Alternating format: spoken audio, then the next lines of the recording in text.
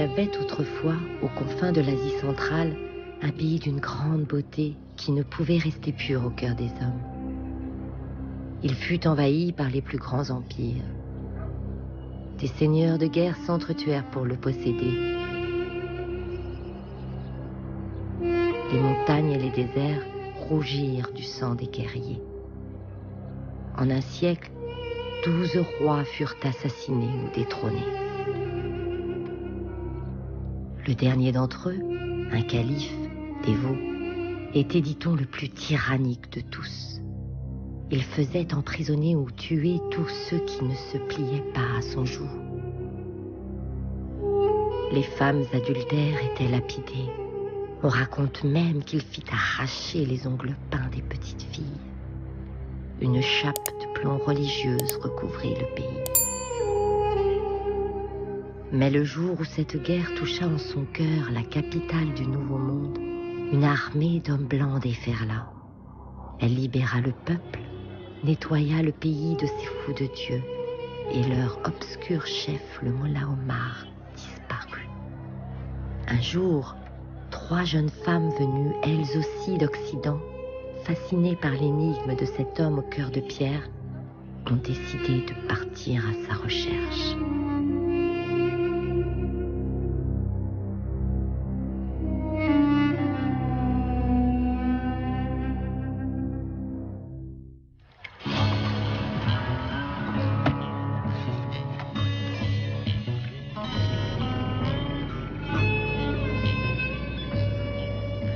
Ils sont bien rares aujourd'hui, les Afghans qui ont connu de près le Mollah Omar. Ils sont tombés sous les balles, croupissent derrière des barreaux ou combattent les soldats occidentaux. Il reste une poignée de survivants à Kaboul, la capitale afghane. Les anciens officiels du régime taliban.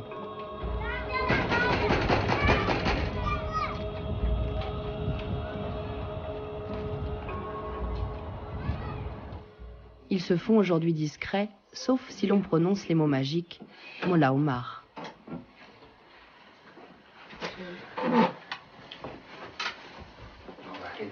On doit vous poser un micro, désolé. Allez-y, je connais. Mollah Omar n'a jamais voulu devenir roi ou prendre le pouvoir. Il a voulu rétablir la paix dans le pays, instaurer la loi islamique et se débarrasser du mal.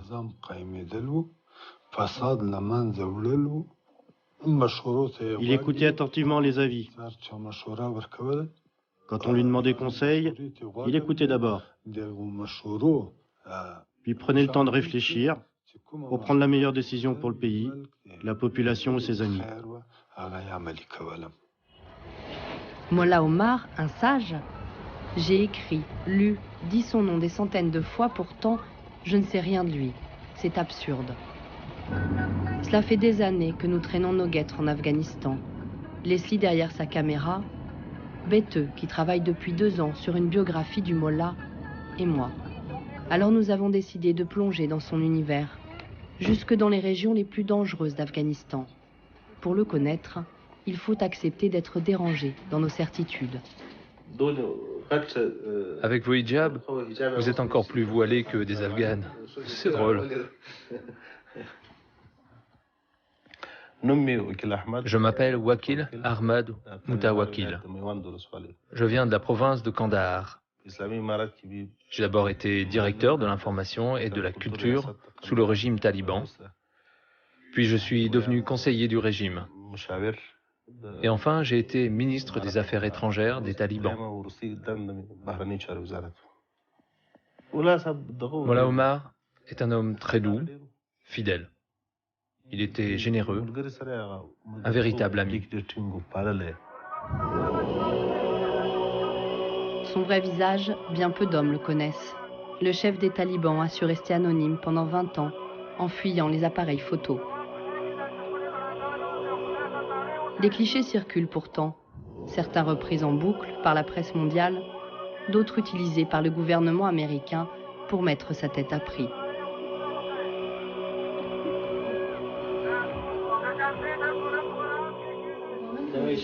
Nous avons ces photos, si vous pouviez nous dire lesquelles sont les bonnes ou pas.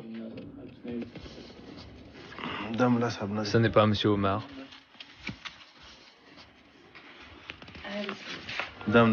Celle-là, c'est Monsieur Omar. Celle-là, oui.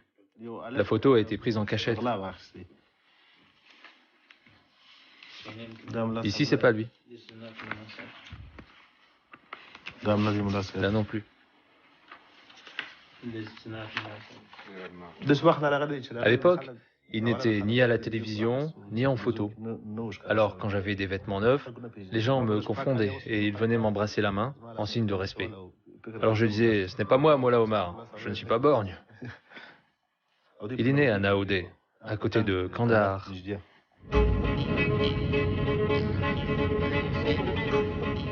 Son lieu de naissance, premier indice concret. Nous partons pour le sud afghan, un vol de 600 km de Kaboul à Kandahar, la ville fondée par Alexandre le Grand.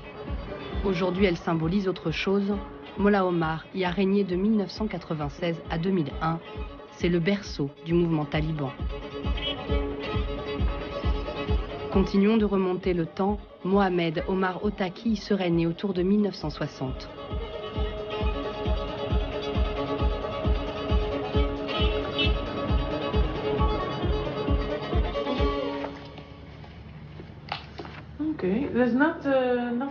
Bon, la carte n'est pas vraiment détaillée. Il y a une route ici. Ah oui. Et une route là. Tu vois? Oui, oui. Donc je suggère qu'on prenne celle-ci. On doit prendre cette route qui va à Makwand. Makwan. Attends, je fais une photo. Ça devrait aller. C'est pas très loin de la route. Peut-être qu'il y a un chemin qui conduit à Naoudé. C'est très proche. Ça serait super, mais il n'y a pas de route sur la carte.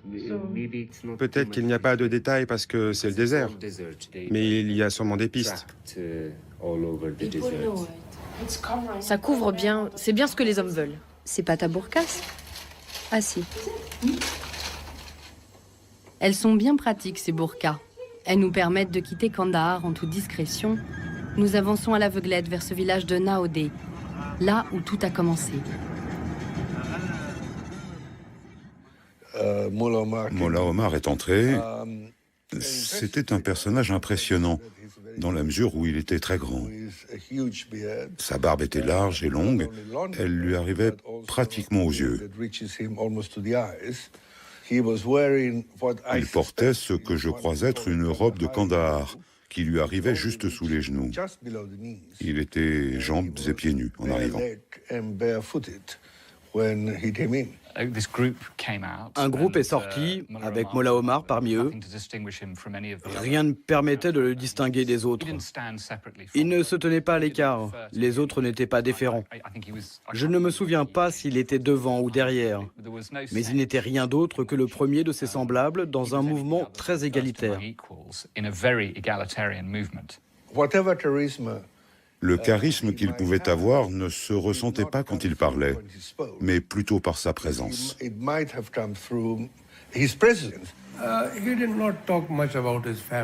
Il ne parlait pas beaucoup de sa famille. Il a juste dit qu'elle était très pauvre. Quand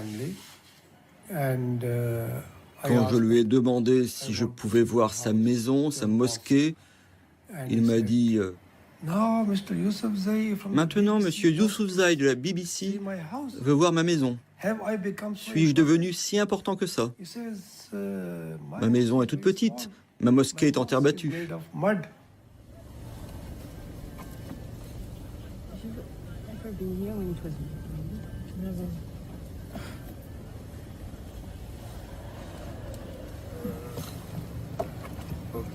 Ok, donc la mosquée est juste là. Nous arrivons au village natal de Mollah Omar. Je ne suis pas tranquille. Les habitants sont très pauvres ici. À leur place, je me dirais que 3 occidentales valent leur pesant d'or.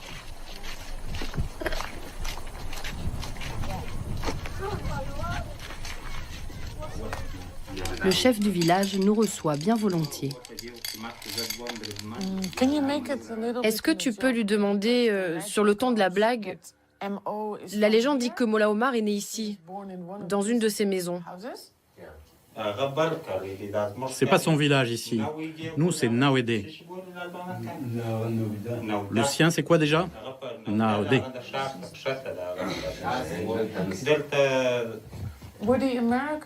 Et les Américains, ils sont venus frapper aux portes ici? Genre, où est le terroriste le plus recherché? Bien sûr que les Américains sont venus poser des questions à nos barbes blanches. Même à toi, hein? On a dit qu'il était de l'autre, Naouédé. Bien sûr qu'ils nous ont demandé. Ok, à moi de vous faire une blague. Ma mère croit qu'Obama habite dans un village qui est à côté d'ici. Et pourquoi? Parce que tout le monde a la peau foncée là-bas. Bienvenue dans le labyrinthe d'une culture orale.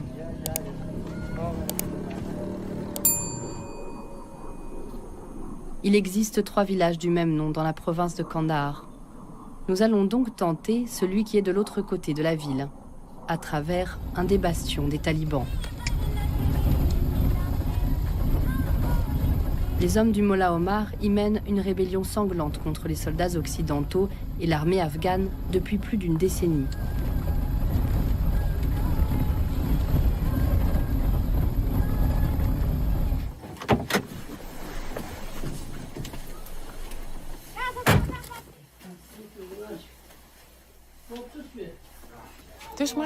Ça peut aboutir à quelque chose, Sharif. Je le sens bien. Ces gens, on est au calme ici. Est-ce que vous pourriez nous indiquer la maison de Mollah Omar? Non, je ne sais pas où est sa maison. Vous savez, les gens sont partis travailler loin, au Pakistan, à Kaboul, dans les grandes villes.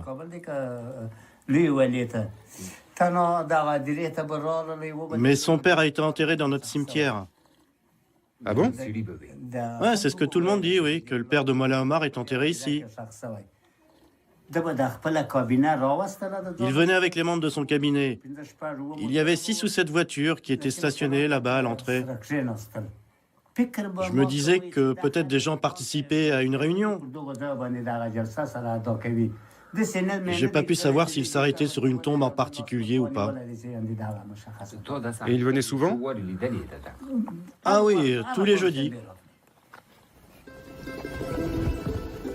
Mohamed Omar devient orphelin à 3 ans.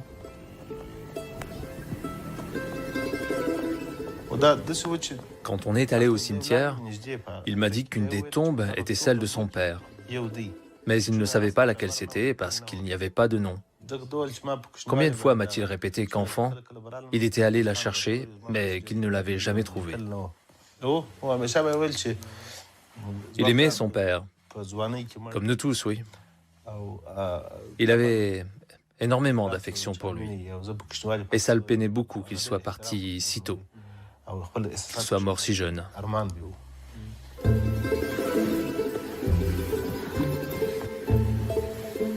Maladie, meurtre, le doute subsiste. Même Beth, la spécialiste, n'a pu reconstituer les faits. C'est une mort mystérieuse, car la famille, immédiatement après la mort du père de Mollah Omar, est partie. C'est comme si la famille avait fui le village. Ils n'avaient pas vraiment de raison de partir, mais ils l'ont fait. Et ils sont partis le plus loin possible, dans un endroit où ils ne connaissaient personne. Sinon, c'est comment la sécurité? Ça se calme? Ok, on verra. Notre vol est à 9h. Ce sera l'avion donc. Les longues heures de route ne nous dérangent pas, mais les bombes artisanales ou les barrages des talibans, un peu oui.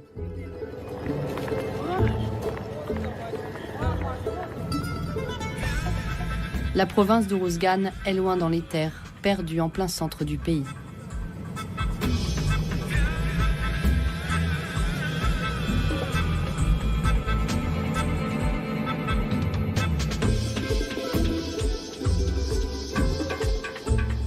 Mollah Omar a vécu ici de 3 à environ 20 ans. Et s'il y était revenu pour se cacher? Le district de Deraoud est particulièrement isolé.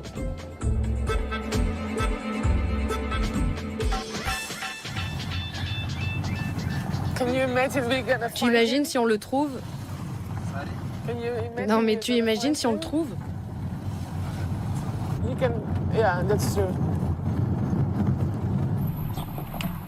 Une fois arrivés, seule la police accepte de nous loger. Le contact clé de Bette est supposé nous y rejoindre. Espérons qu'il ne se sente pas insulté ou menacé. Koudouz soutient possiblement les talibans. C'est un ami d'enfance du Mollah Omar. Salam. Salam alaikum.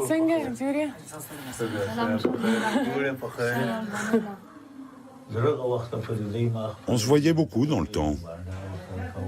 On jouait ensemble. On était copains en fait. À l'époque, c'était un bagarreur, tu vois. Il se disputait avec sa mère, avec son oncle, même avec moi, avec tout le monde. Et quand il était de bonne humeur, c'était le plus drôle de nous tous. Un soir, il a ramené un chien, une femelle en chaleur, dans la maison de son oncle, le Mollah. Et là, le Mollah, il est sorti, furieux. Il m'a dit, va me chercher un bâton, je vais punir Omar. Je lui ai demandé pourquoi. Il m'a dit, mais ma maison est remplie de chiens. Tu comprends? Une chienne en chaleur. Après, Omar, il est arrivé, il m'a dit, lui donne pas, hein, sinon il va me frapper. Tu vois, il faisait ce genre de blague quand il était petit. On peut venir toutes les trois dans ton village de Tanguy en burqa? Ah non, c'est pas possible, c'est que des talibans.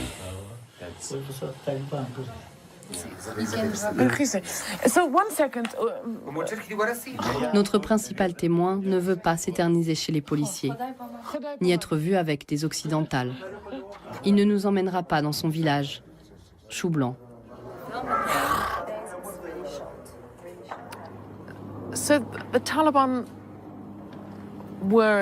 Les talibans étaient et sont toujours un groupe bizarre, comme une fraternité fermée.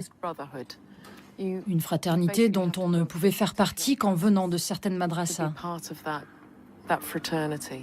Surtout à une époque où il n'y avait ni Internet, ni télé, ni téléphone, juste la radio. C'était à peu près tout.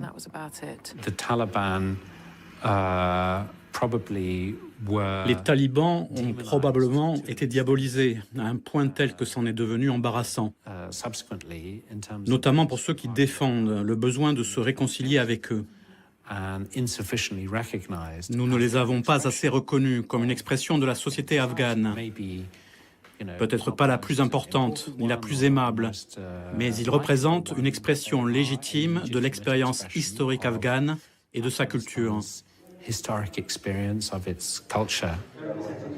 Nous sommes toujours dans cette province d'Oruzgan, avec une nouvelle piste, un chef de tribu que Bette a déjà rencontré. La confiance est mutuelle.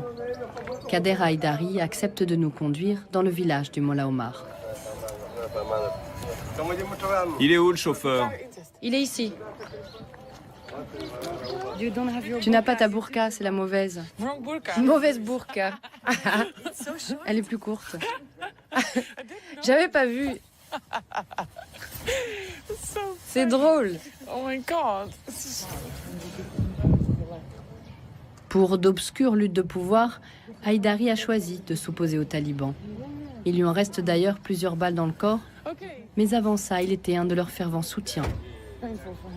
Haïdari se souvient bien du Mollah Omar, un petit gars du cru.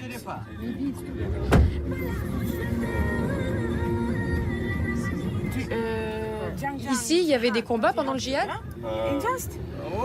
Partout, il y avait des combats. Mollah Omar, il était là? Là-bas, je vais vous montrer. D'accord. Tiens, tu vois cette route-là, c'est lui qui l'a fait construire. Il a dû vivre par ici. Adolescent, il suit les traces de son défunt père. Il se prépare à faire une carrière paisible, gratifiante dans l'enseignement islamique. Mais vers 18 ans, en 1979, l'histoire change le cours de sa vie. L'Union soviétique vient sans doute d'entreprendre l'engagement militaire le plus massif qu'elle est déployée hors des pays du pacte de Varsovie depuis la fin de la Deuxième Guerre mondiale. Réduire au plus vite et par tous les moyens la résistance des rebelles afghans, c'est l'objectif que Moscou semble s'être fixé. Mais c'était sans compter avec la force de l'islam. Dans cette province du pays, les soviétiques rencontrent la plus forte résistance de la part des rebelles musulmans. Il m'a dit, écoute, je suis étudiant, Moudjahid.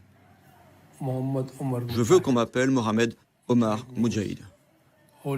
Moudjahid veut dire guerrier saint, celui qui fait le djihad. Je ne suis pas mollah, parce qu'un mollah, c'est quelqu'un de qualifié. C'est un érudit islamique. Moi, j'étudiais dans une école, mais à cause des circonstances, je n'ai pas pu terminer mon éducation. J'ai pensé que la priorité était de me battre pour mon pays.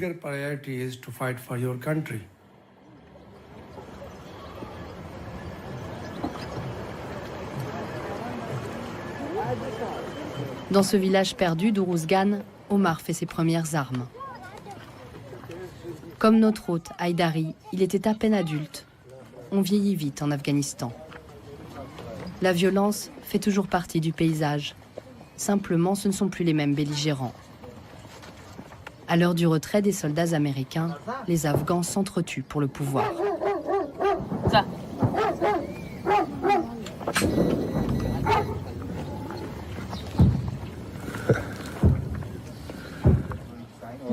Il n'y a pas de problème. Faut pas avoir peur. Allez, venez, venez.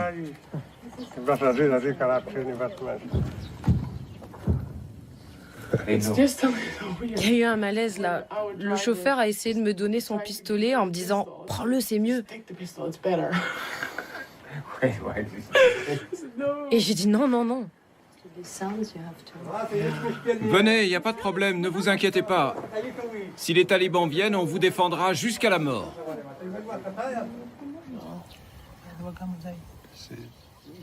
Les combats là, c'est qui? Les talibans? Je ne les connais pas. Ils sont de l'autre côté de la rivière. Vous vous rappelez de Mola Omar? Je m'en rappelle très bien. On était dans la même madrasa. Il avait mon âge, à 1 ou 2 ans près.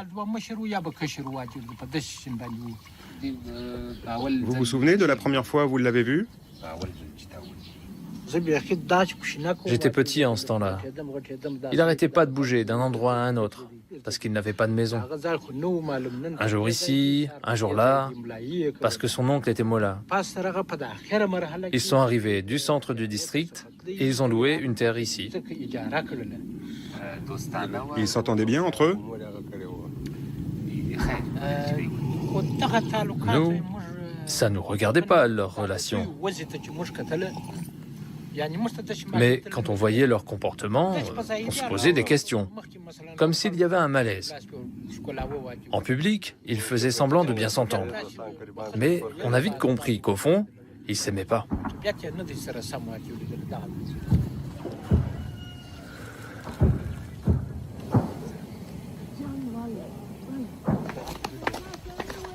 La maison de famille de Mola Omar est à quelques centaines de mètres, juste à côté de la ligne de front.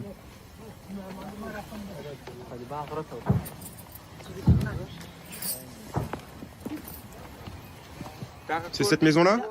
Oui, oui, c'est celle-là.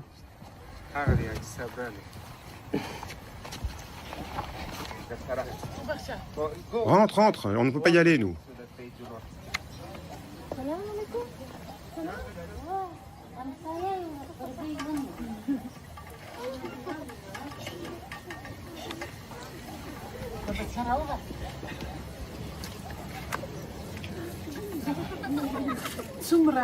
Combien de personnes vivent ici? Chez nous, 5. 5 personnes. J'ai un fils et 2 filles de leur mère. Ah, il a qu'une femme. Et j'ai qu'un seul fils. Ici, c'était la maison de Mola Omar? Je ne sais pas, moi. On n'était pas là à l'époque du Mollah Omar. Mollah Omar venait ici. C'est son oncle qui louait le terrain. Il a construit la maison, puis il est parti à Kandahar.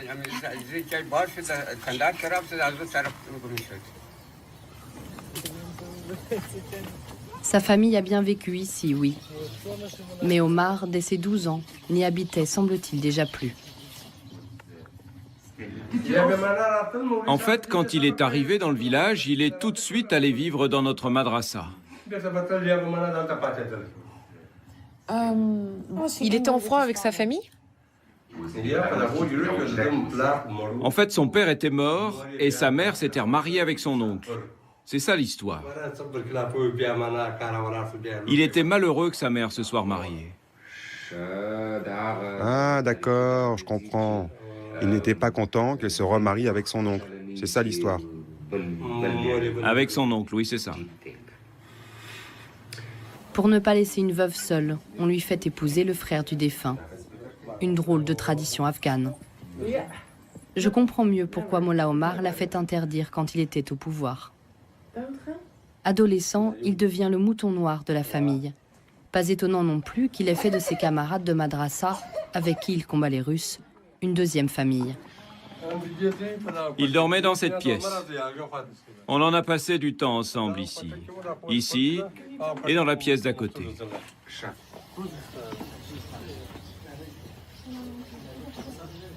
Qu'est-ce que vous faisiez exactement? On se reposait. C'était la base des Moudjahidines. On posait nos armes. C'était l'époque du djihad contre les soviétiques.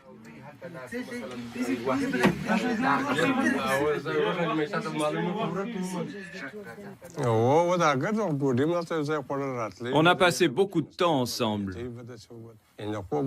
Il allait et venait, on partageait nos repas. C'était une période très douce. Il n'est pas venu une fois, mais des dizaines de fois. J'avais confiance en lui, on s'entendait bien.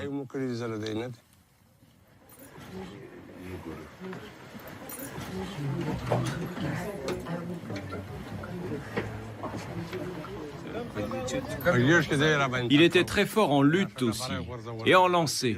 Vous voulez voir? Ah, il veut nous montrer le lancer de pierre.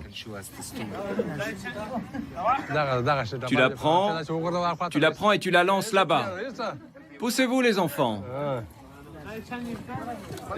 Poussez-vous les petits. C'est comme ça qu'il lançait Mollah Omar.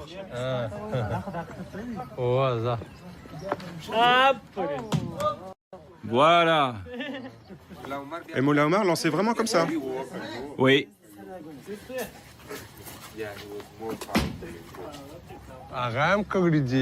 On jouait à d'autres jeux aussi. Allez, passe-moi tes billes. En voilà deux. Une ici, une autre là. Il y en a deux. Tu les bouges pas. Moi, je vais tirer d'ici. Regarde, c'est intéressant. Ah, j'ai du mal à m'asseoir. C'est à cause de mes blessures.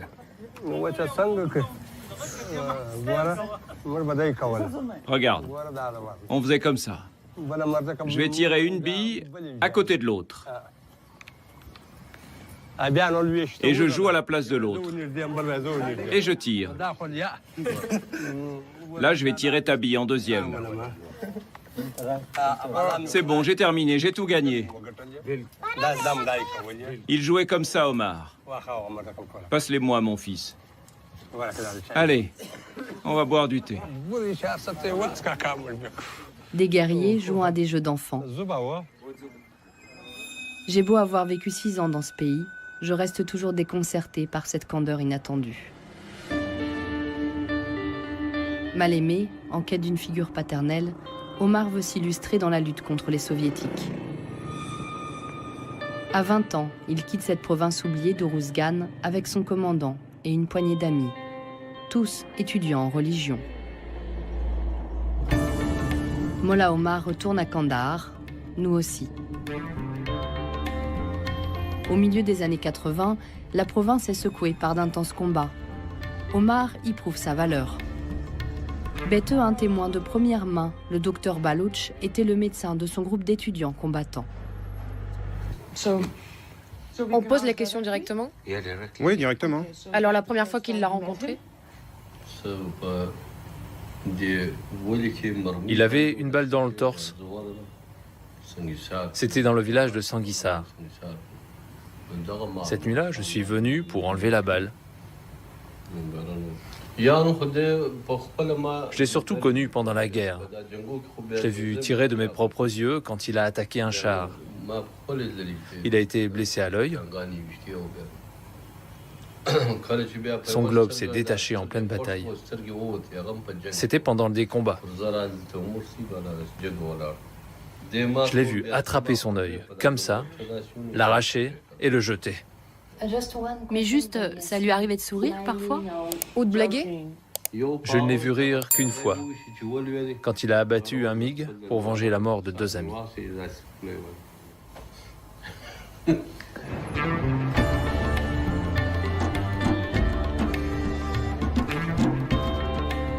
Sanguissar nous attire inévitablement. Il ne faudra pas traîner par contre. Les habitants, nous dit-on, soutiennent tous les talibans.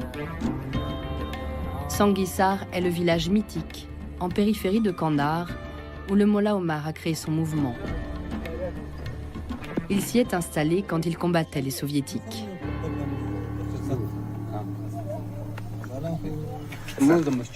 C'était sa mosquée ici. Il était avec ses amis et un autre mollah. Et puis, pendant la guerre... D'accord, mais qu'est-ce qu'il faisait? Comment vivait-il exactement? Montrez-nous. Il se lavait là pour ses ablutions. Et il s'asseyait dans cette pièce. Ici, vraiment?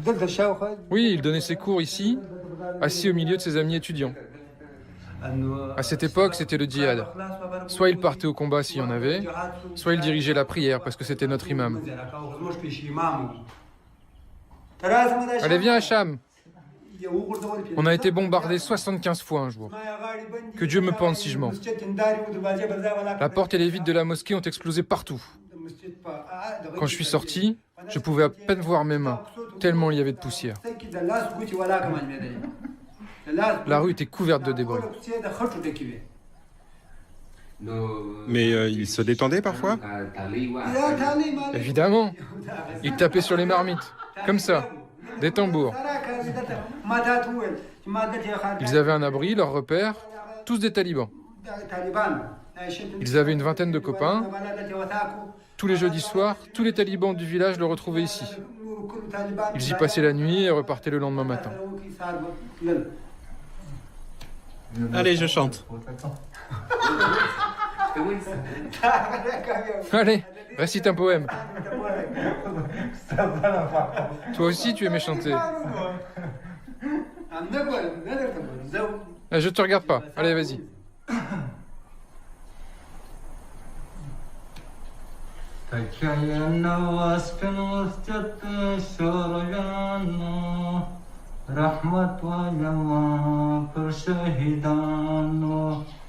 Mollah Omar n'a jamais complètement interdit la musique. Depuis le djihad, les talibans ont le droit de chanter Dieu et la guerre. Aujourd'hui, c'est Mikhaïl Gorbatchev à Moscou qui déclare tout à fait officiellement le retrait des troupes soviétiques. Malgré tout, les soviétiques ont tenu leurs engagements. Ils auront retiré près de 57 000 hommes. Ça n'a pas traîné. Les soviétiques viennent de tourner le dos. Une guerre fratricide s'esquisse. Démoralisation, intimidation, cruel hors d'œuvre à la phase finale d'une guerre vieille de 10 ans. 1990, les Moudjahidines sont victorieux, mais se déchirent pour le pouvoir. C'est la guerre civile. Mollah Omar a déposé les armes et repris ses études. Il assiste impuissant au saccage du pays par les seigneurs de guerre. J'ai filmé en une prise 3 bus en train de se faire voler, en même temps, par 3 groupes différents, en une prise. C'était ça la vie en Afghanistan. C'était un cauchemar de se déplacer pour les civils. Il restait tellement d'armes après la guerre, tellement d'anciens combattants du djihad, désœuvrés. Ils se sont tournés vers le vol et le banditisme.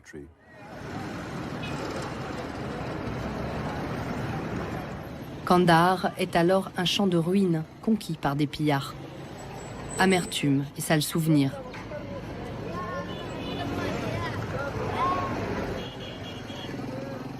Des veuves, victimes des exactions des seigneurs de guerre, nous ouvrent leurs portes.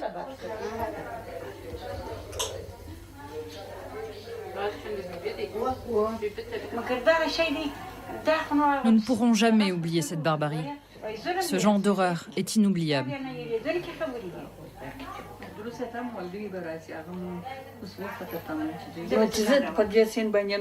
Un jour, une dame amenait des œufs qu'elle voulait vendre au marché.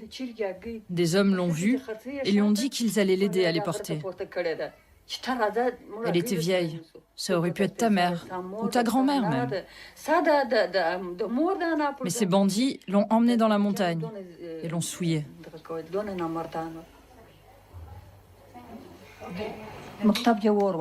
Ils ont brûlé l'école aussi. Les hommes n'avaient plus le droit de venir vendre leurs légumes en ville. Les filles et les garçons ne pouvaient plus sortir. Nous les enfermions comme des prisonniers, comme du bétail. Ils nous traitaient comme des animaux.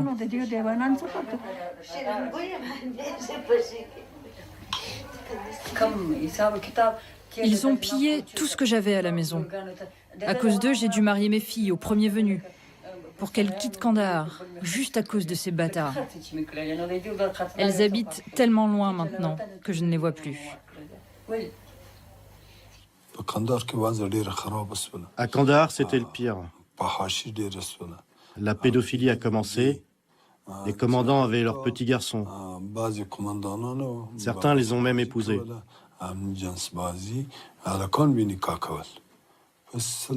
Ils ont tué des centaines de milliers de personnes. Comment ils faisaient? Vous voulez savoir quelles horreurs ils ont commises? Eh bien, par exemple, ils ont coupé des têtes. Ils ont cousu au corps encore chaud qui tressaillait.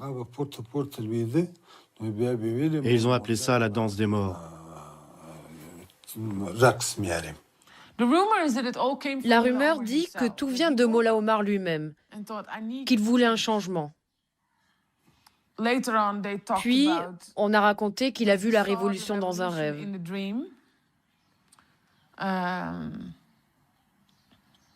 Mais en fait, la réalité est différente. Le mouvement commence avec un seigneur de la drogue qui lui a dit « Je t'offre ma milice, toutes mes voitures, toutes mes armes, tout ce dont tu as besoin. » La chose intelligente aussi est que ce seigneur de la drogue a organisé des rencontres cruciales avec tous les chefs tribaux locaux. C'est pour ça que Mollah Omar s'est lancé. Mais c'était une opération très risquée.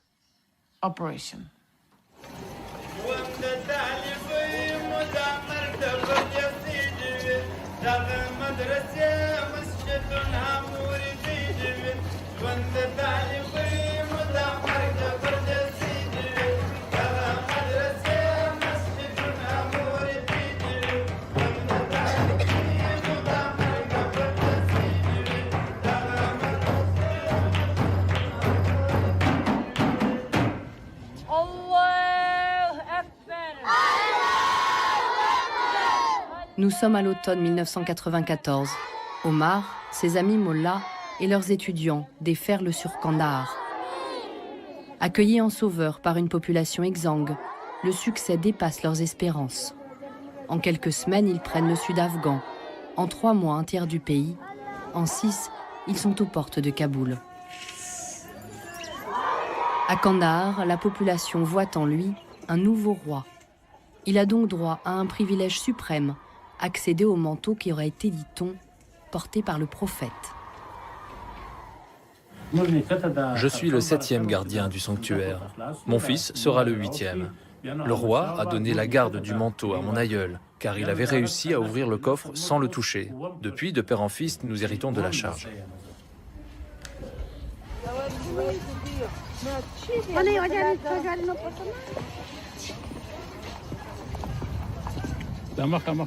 Voici la porte du sanctuaire. Le manteau est à l'intérieur, dans un grand coffre, qui en renferme un deuxième. puis un troisième, plus petit, en or blanc. Mais tu ne peux pas le voir, il ne peut être ouvert que sur ordre du roi. Le 4 avril 1996, il les ouvre au Mollah Omar. Il lui remet cette étoffe sacrée aux vertus miraculeuses. Le manteau n'a pas de couleur.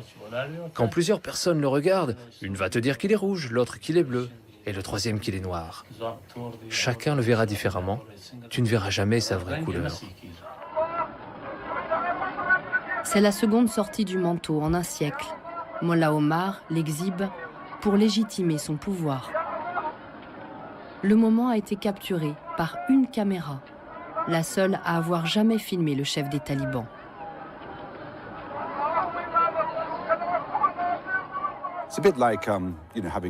C'est comme s'il y avait la Coupe du Monde dans votre ville, alors que tout le monde est obsédé par le foot. Ils y sont tous allés.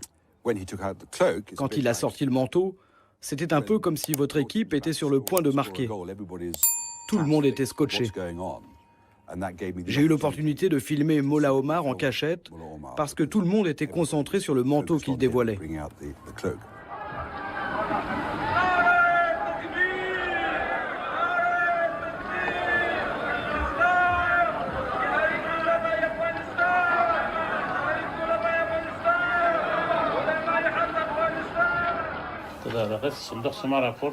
Quand je l'ai sorti de son coffre, j'ai dit à Mollah Omar de le porter et d'aller prier.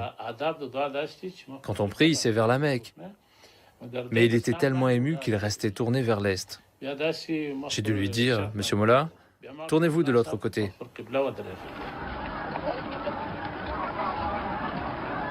Mollah Omar devient l'émir des croyants, le dernier calife d'Afghanistan.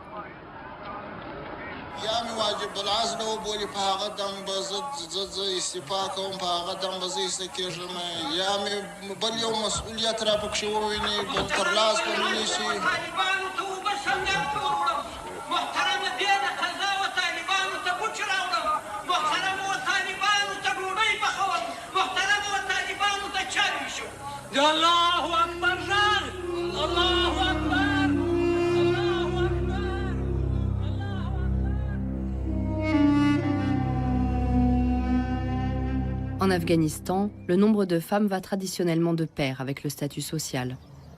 Il est temps pour Mollah Omar de se choisir une deuxième épouse. On dit tout bas qu'il serait allé chercher Guljana, une ancienne élève de Sanguissar. Ahmad est un de ses proches. Après le djihad, il avait un seul fils appelé Yacoub. Il avait sa femme et puis ce Yacoub. Alors il a pris une deuxième femme. Et cette deuxième femme, elle est d'ici? Oui, d'ici. Et elle est de ta famille? On est des cousins, oui. Mais des ennemis aussi. Guljana, elle ne connaissait même pas l'alphabet, c'est pour ça qu'elle a assisté à ses cours. Il est tombé amoureux d'elle, mais elle était trop jeune. C'est bien plus tard qu'il l'a épousée. Mollah Omar était ici et sa maison à elle, là. C'est fascinant.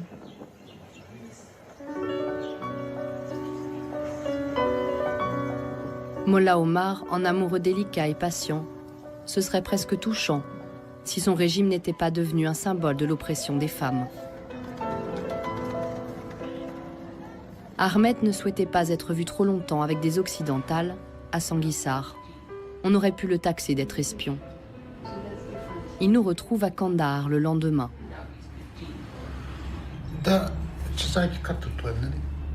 En fait, mon cousin va épouser la fille de Guljana et de Mollah Omar. J'ai fait la demande moi-même. Je suis allé chez sa famille il y a 1 an environ pour discuter mariage. Ils ont aussi un fils. Il s'appelle Khalil.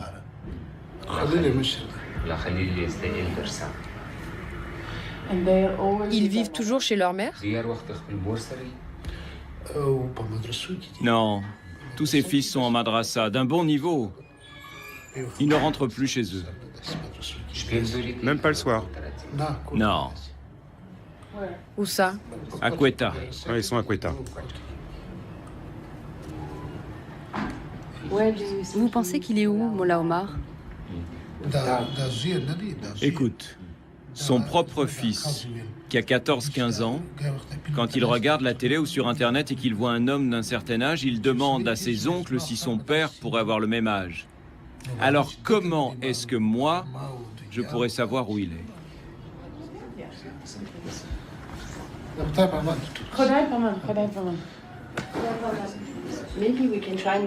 On pourrait essayer d'aller jeter un œil à cette madrasa où le fils de Mollah Omar vit. Que ce soit vrai ou pas d'ailleurs. C'est juste un voyage. C'est une raison pour aller à Quetta. On a une bonne raison pour y aller.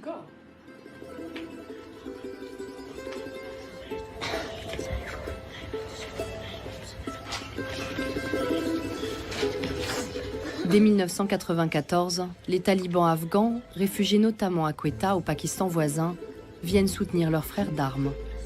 4 ans plus tard, 90% de l'Afghanistan est pacifié.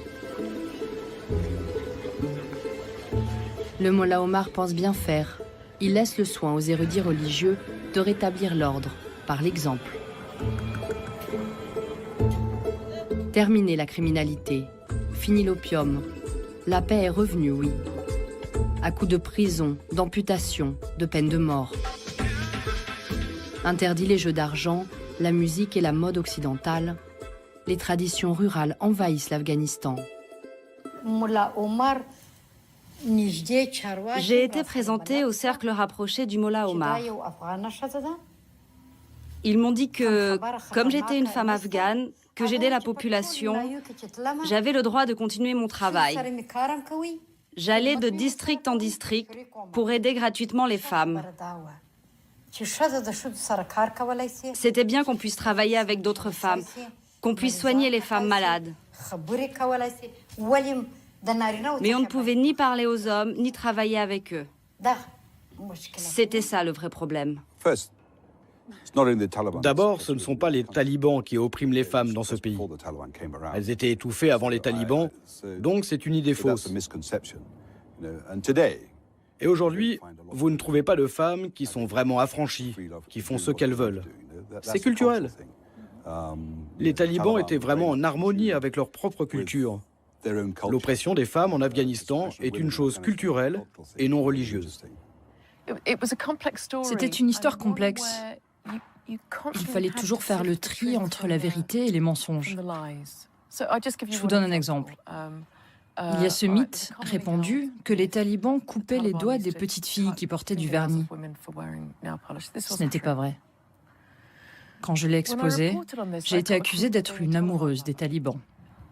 Il y avait toujours du bon et du mauvais avec les talibans. Ils n'ont jamais dit que c'était interdit pour les filles d'aller à l'école, mais que c'était trop dangereux. Un nombre colossal de filles allaient à l'école à Kaboul, dans les maisons. Des écoles entières clandestines fonctionnaient. Les talibans ont fermé les yeux. Nous avions un projet pilote de construire 40 écoles de filles et 40 de garçons. Les talibans tenaient à cette égalité. Ok, pourquoi pas, comme dans le reste du monde. Donc ce projet de 40 plus 40 était presque scellé. Mais là, je ne citerai pas de nom, les Nations Unies ont décidé que ce serait tout ou rien. Des écoles de filles partout en Afghanistan ou aucune. Les talibans m'ont dit, tu vois, vous n'êtes pas sérieux, on ne peut pas vous faire confiance. Et ils avaient raison, on ne tenait pas nos promesses. Mais le chef des talibans ne s'implique pas dans cette querelle sur l'éducation. Il n'est pas à Kaboul, il dirige le pays depuis Kandahar, depuis la maison du gouverneur de la province. Elle est toujours là d'ailleurs, simplement les locataires ont changé.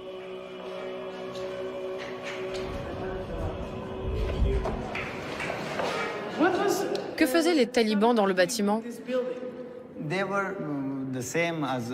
Ils faisaient exactement comme nous.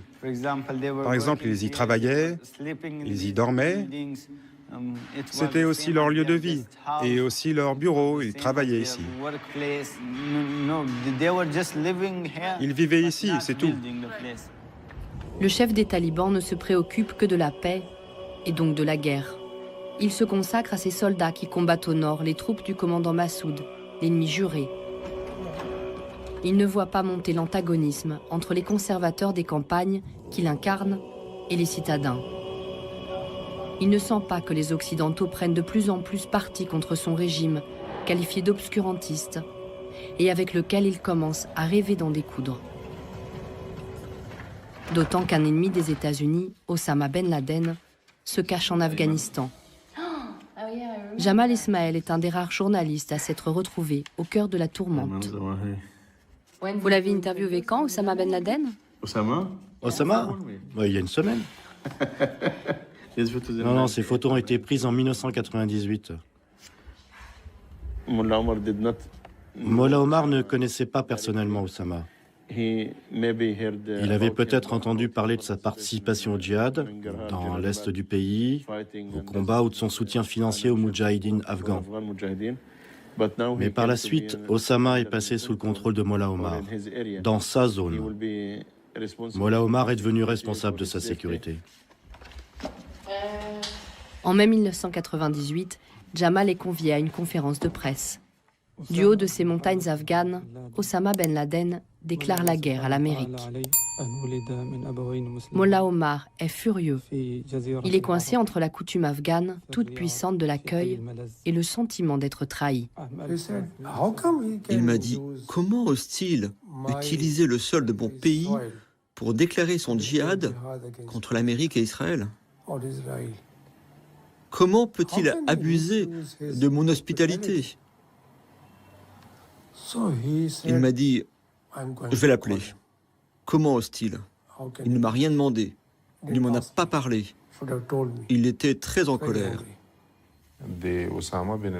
L'objectif d'Oussama Ben Laden et des Arabes n'avait rien de local. Il avait un agenda international. Il voulait que tous les pays musulmans s'unissent sous une même bannière islamique. Oussama Ben Laden avait le projet d'une nation unie. Mais l'agenda des talibans n'avait rien à voir, il était national. Il voulait uniquement résoudre les problèmes en Afghanistan. Je suis toujours certain, je suis convaincu que les talibans ne connaissaient pas le projet d'Al-Qaïda ou de Ben Laden d'attaquer l'Amérique. Le 11 septembre 2001 précipite la chute du Mollah. 2 mois plus tard, les bombardiers américains pilonnent l'Afghanistan. Ben Laden décampe, puis les talibans capitulent. Omar disparaît. Nous ne savons ni où, ni comment. Où est le Mollah Omar? C'est la question à 24 millions de dollars. Selon moi, il n'y a pratiquement aucun doute qu'il est au Pakistan. Il y a eu des rumeurs que peut-être il s'était ou avait été déplacé à Karachi.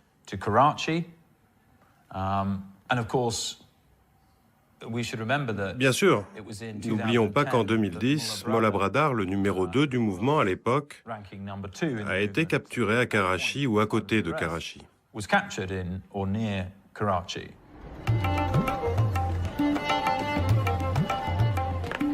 Karachi est une mégapole de 20 millions d'âmes, un labyrinthe bruyant, étouffant. C'est le lieu parfait pour disparaître. Dans ces méandres se côtoient petits commerçants, miséreux et djihadistes de toutes sortes. Aziz, un ami journaliste pakistanais, a accepté de nous emmener dans le quartier des réfugiés afghans. L'adjoint et meilleur ami du Mollah Omar a été capturé quelque part ici. Baldia, c'est de ce côté.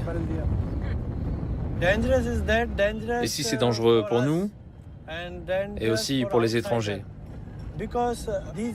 Oui, parce que ces quartiers appartiennent aux talibans.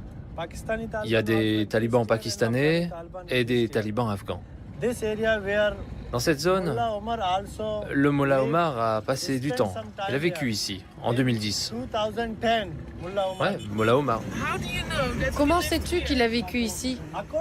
Ce sont nos sources, des sources fiables, qui ont dit que le Mollah Omar, quand il était à Quetta... Le chauffeur dit qu'il faut faire attention. Oui, donc selon des sources, il a passé du temps ici. Dans quelle rue? Je ne sais pas dans quelle rue. C'est bien trop grand ici.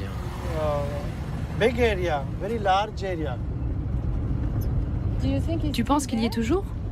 Je ne pense pas qu'il soit toujours à Karachi, parce que les officiels pakistanais l'ont nié.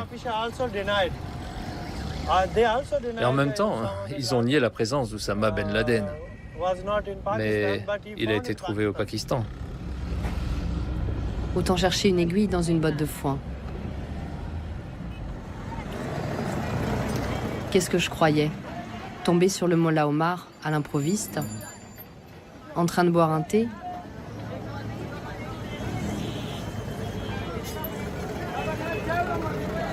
Rien ne se dénoue à Karachi, bien au contraire. Nous voulions aller à Quetta, où habiterait Guljana, la deuxième femme du Mollah Omar et leurs enfants. Personne ne veut nous y emmener. Tout est trop sensible.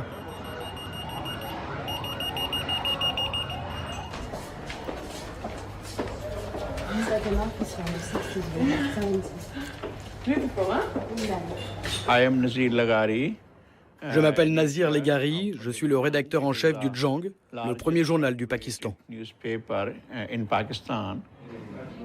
Nasir a aussi interviewé le Mollah Omar en 1995. Il doit pouvoir nous mettre sur une piste. Certaines personnes disent qu'il est au Pakistan. Mais je ne pense pas. Je ne pense vraiment pas. Pourquoi? Parce que tout le monde sait qu'au Pakistan, la CIA travaille clandestinement ou ouvertement.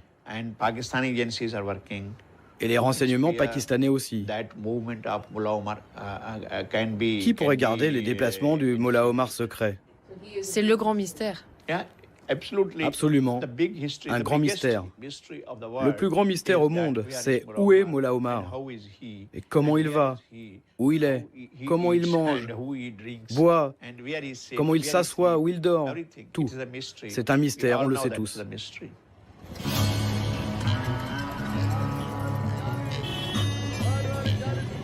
Tous les services secrets du monde s'y sont cassés les dents.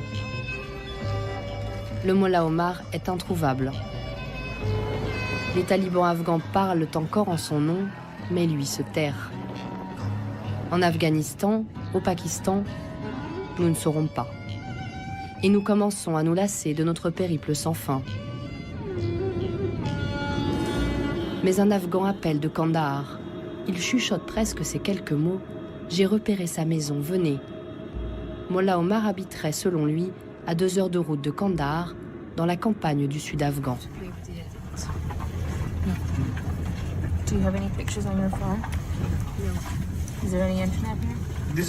C'est la maison de Gulara.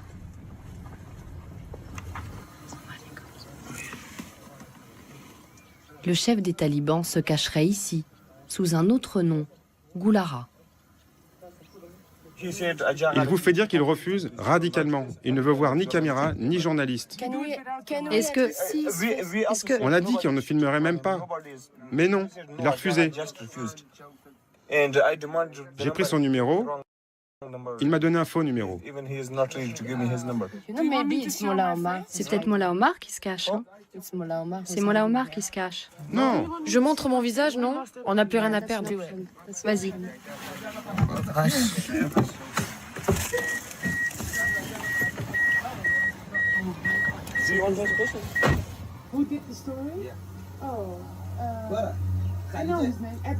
Il accepte finalement, mais c'est encore un coup dans l'eau. Ce n'est pas le Mollah Omar, je reconnais cet homme. Sa photo circule depuis une décennie. Elle est partout sur Internet, c'est un sosie. C'est pas vous là non plus? Je vais lui montrer. Monsieur Gulara, c'est votre photo, ça? Oui. C'est quoi? Demande-lui. C'est une photo de moi. Un homme est venu, il a dit qu'il voulait me prendre en photo là-bas. Tu vois la maison là? Il m'a pris en photo là-bas. C'est une photo, tu vois. Comme celle-là, du djihad, quand j'étais jeune. Il voulait me prendre en photo et je lui ai demandé pourquoi. Il m'a dit que c'était pour un journal américain.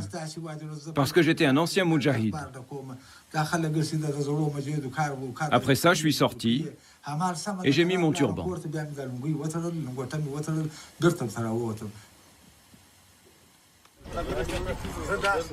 J'étais ici. Je me souviens, j'étais ici pour la photo. Et lui, il s'est mis là-bas. Il m'a pris dans ce sens-là. Goulara est en définitive flatté de raconter sa mésaventure, mais je ne l'entends plus. J'imagine que le Mollah Omar prend forme là, devant nous. Il n'a rien à voir avec le bestiaire des contes médiatiques modernes. C'est un Afghan parmi d'autres. Lui aussi prisonnier de siècles de guerre et de tradition. Le dernier calife d'Afghanistan a pour l'instant choisi l'ombre. Nous ne l'avons pas retrouvé. Mais il reste le guide incontesté des talibans, le seul qui pourrait leur faire déposer les armes. Mollah Omar est indissociable de l'avenir du pays. Un jour, il faudra qu'il accepte de parler.